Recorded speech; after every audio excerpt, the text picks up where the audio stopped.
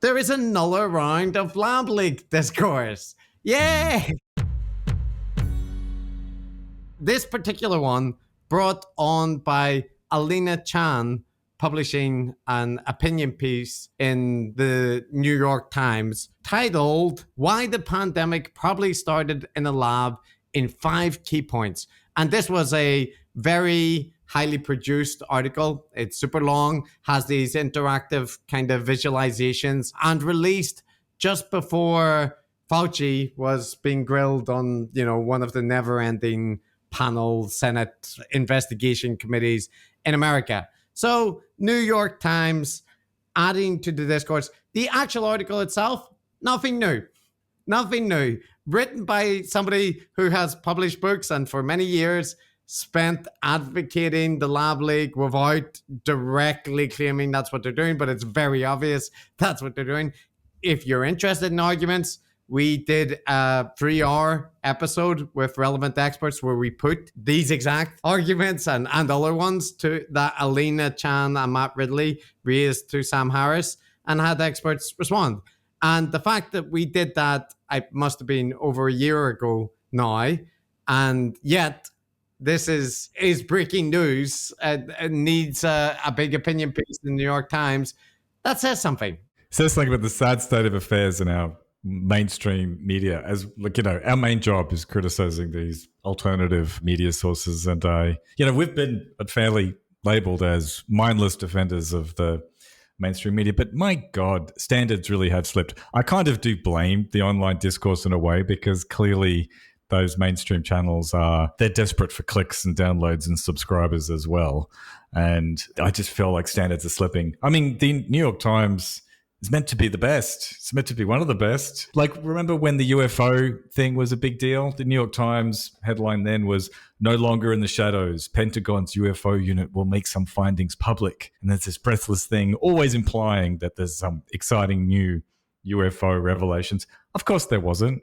There was nothing. But it's what people want. It's an exciting story, just like the Lab Leak is an exciting story. Bloody Matt Ridley slid into my mentions last night, asking whether I'd read his book, and I was like, no, of course I haven't read your book. I mean, I know what's in it because we listened to you speak to Sam Harris.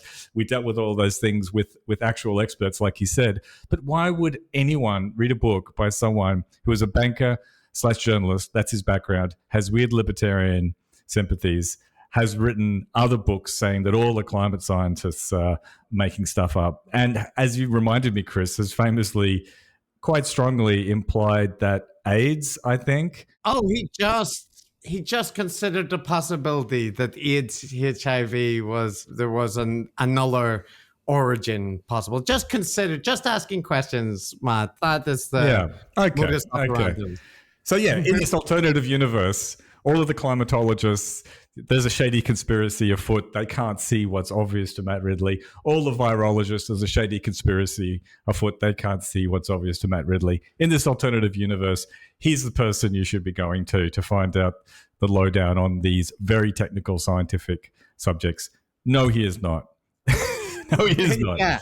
I've referred to this habit that people have of surfing the discourse. Essentially, like when you hear anybody talk about the Lab Leak or really anything with COVID, it is almost all just referencing a handful of headlines and the views of like media pundits, right? And presenting that as if it represents science, as if it represents a universal experience that everybody had, that, there was a headline in Slate or whatever liberal outlet, and that headline, not even usually the articles, because when you dig into the articles, they tend to include, qualifying information, but the headlines themselves or individual snippets, which are endlessly repeated on right-wing media of like a 2-line answer from Fauci in some interview, right, where he spent 1 hour going into detail about trade-offs and whatnot, and then they say nobody discussed any trade-offs about, there was never any reference about things like that. So all that kind of thing happens. And an example of this, usually the people that are doing this are people like Nate Silver. There's a whole host of them, like kind of Matt Iglesias kind of people, right? Like they often don't have relevant scientific training. So they treat science as if it's a similar sort of thing as opinion punditry, right? Like that is the way that they kind of react to it. And an example is Nicholas Kristof, who is a journalist, I think also for the New York Times, a columnist, quite a venerable one. And he wrote, quoting Alina Chan's article, "I don't know what caused COVID-19, but I do think Alina Chan makes a strong case for a lab leak in Wuhan. In retrospect, many of us in the journalistic and public health worlds were too dismissive of that possibility when she and others were making the argument in 2020. Now, Matt, that's so frustrating because maybe Nicholas Kristof was dismissive, but the public health and scientists actually did investigations into the possibility. They actually wrote papers. They actually examined the possibility in quite a lot of depth. They did take it seriously. The WHO sent an investigation, right? There was multiple efforts and ongoing efforts to detect the origin. And they gradually came to some very definitive conclusions. And so there is a scientific reality there underneath the surface. And on top of it is the discourse, including the mainstream and the alternative media, which is flip-flopping between this shock, revelation, new thing, this new, and then swing gun, and then they make out that it's all wrong and they backtrack it, and then it all makes for copy, I guess.